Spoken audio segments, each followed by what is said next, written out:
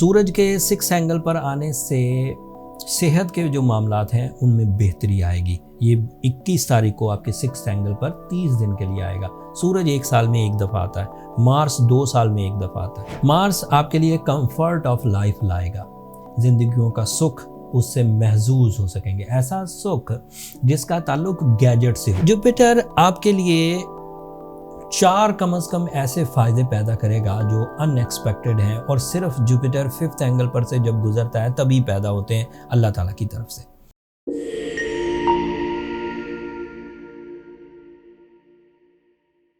अस्सलाम वालेकुम कैप्रिकॉर्नियंस, मैं हारिस अज़मी प्रोफेशनल एस्ट्रोलॉजर आपकी खिदमत में हाजिर हूँ इस हफ्ते की एस्ट्रोलॉजिकल रिसर्चेस लेकर। मई का तीसरा हफ्ता काफ़ी बड़ी तब्दीलियों का हफ्ता है। 15 मई से शुरू होने वाले दिन 21 मई तक 5 बड़ी एस्ट्रोलॉजिकल इवेंट्स पर मबनी होंगे।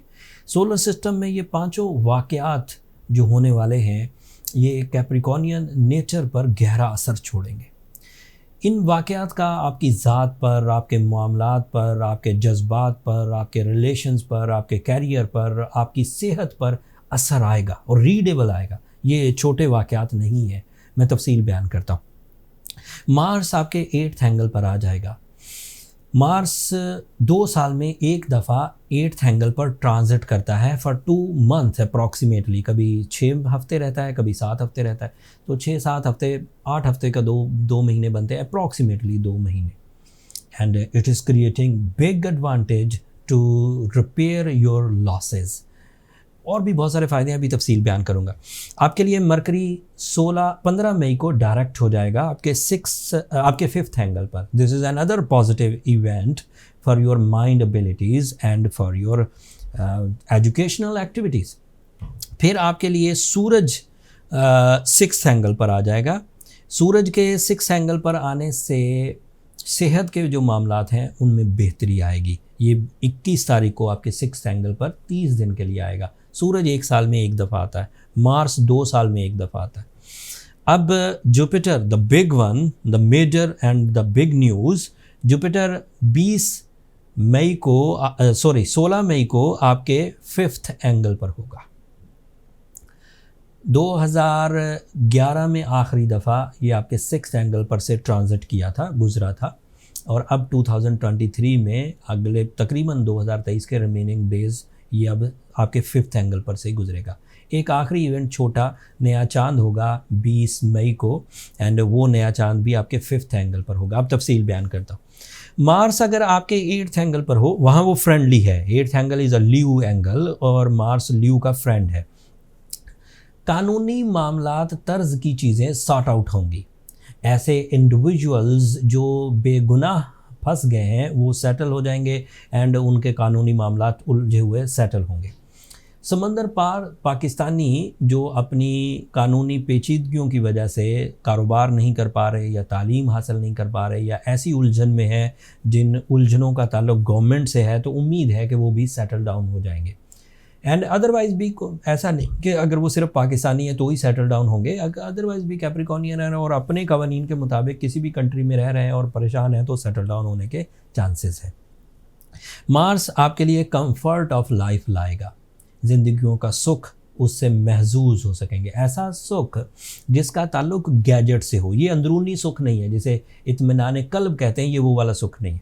ये वो वाला सुख है जैसे अच्छा घर, जैसे अच्छी गाड़ी या इस तरह के जो अदरवाइज गैजेट्स होते हैं जिससे ज़िंदगियों में सुख आता है, luxury side of the life.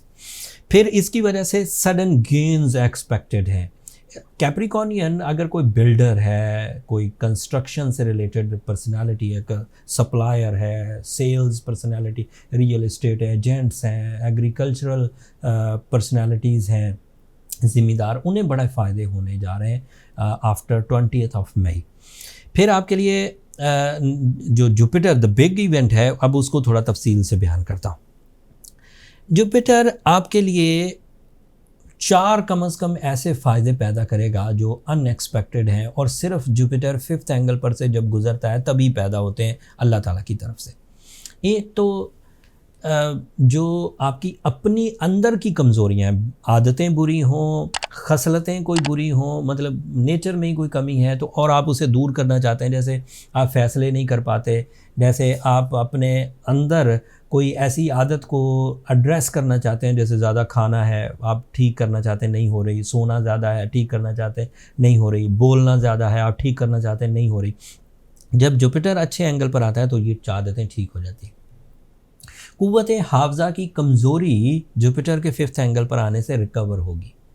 आप अपने प्लान्स में वुसअत ला पाएंगे, आप अपने विजन में वुसअत ला पाएंगे, आप अपनी स्पेंडिंग्स में वुसअत ला पाएंगे, आप अपनी इन्वेस्टमेंट्स में वुसअत ला सकेंगे, आप अपने इरादों में वुसअत ला सकेंगे, करज में ग्रोथ देखेंगे। सो ये अलग एडवांटेजेस है।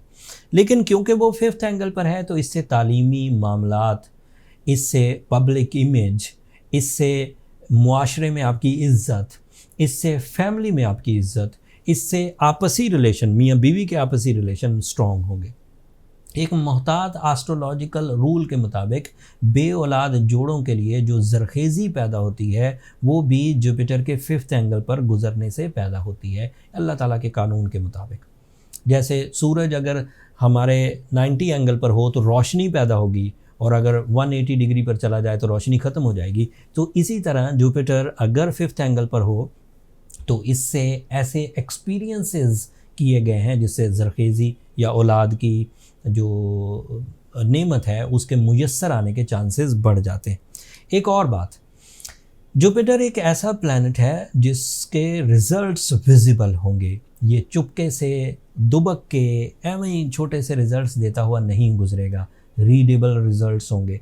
अगर आप अपने इरादों को प्रिपेयर रखें कि जैसे ही अपॉर्चुनिटीज़ लकी फैक्टर से उभरेंगी तो मैं इन्हें कैश करूंगा, तो आप यकीन मानिए कि आप अपनी ज़िंदगी में अगले कुछ महीनों में बड़ी कामयाबियां हासिल कर सकेंगे और स्टार्ट हो जाएंगी अभी 16 मई से ही इंशाल्लाह।